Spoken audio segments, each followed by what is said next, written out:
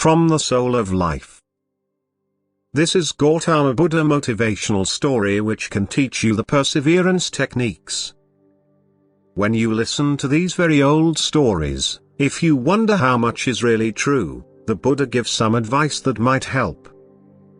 He said that when you listen to what a monk says, you should test the meaning, weigh or consider it, and depend on your own insides to know the truth of it. Then follow and practice what you know to be true. Let us praise the exalted, worthy, fully self-enlightened one and follow the truth. Finding a New Spring, a powerful Buddhist story on perseverance. Once upon a time a certain tradesman was leading a caravan to another country to sell his goods.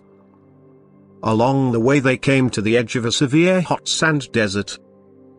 They asked about, and found that during the daytime the sun heats up the fine sand until it's as hot as charcoal, so no one can walk on it, and not even bullocks or camels. So the caravan leader hired a desert guide, one who could follow the stars, so they could travel only at night when the sand cools down. They began the dangerous nighttime journey across the desert. A couple nights later, after eating their evening meal, and waiting for the sand to cool, they started out again. Later that night the desert guide, who was driving the first cart, saw from the stars that they were getting close to the other side of the desert. He had also overeaten, so that when he relaxed, he dozed off to sleep. Then the bullocks, who, of course, couldn't tell directions by reading the stars, gradually turned to the side and went in a big wide circle until they ended up at the same place they had started from.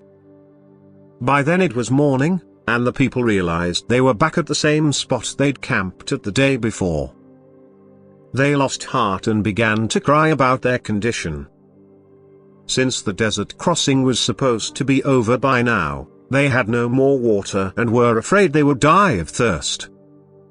They even began to blame the caravan leader and the desert guide. We can do nothing without water, they complained. Then the tradesman thought to himself, if I lose courage now, in the middle of this disastrous situation, my leadership has no meaning. If I fall to weeping and regretting this misfortune, and do nothing, all these goods and bullocks and even the lives of the people, including myself, may be lost. I must be energetic and face the situation. So he began walking back and forth, trying to think out a plan to save them all. Remaining alert, out of the corner of his eye, he noticed a small clump of grass. He thought, without water, no plant could live in this desert. So he called over the most energetic of his fellow travelers and asked them to dig up the ground on that very spot. They dug and dug, and after a while they got down to a large stone. Seeing it they stopped, and began to blame the leader again, saying this effort is useless. We're just wasting our time. But the tradesman replied, No, my friends. If we give up the effort we will all be ruined and our poor animals will die. Let us be encouraged. As he said this, he got down into the hole, put his ear to the stone, and heard the sound of flowing water. Immediately, he called over a boy who had been digging and said, If you give up, we will all perish. So take this heavy hammer and strike the rock.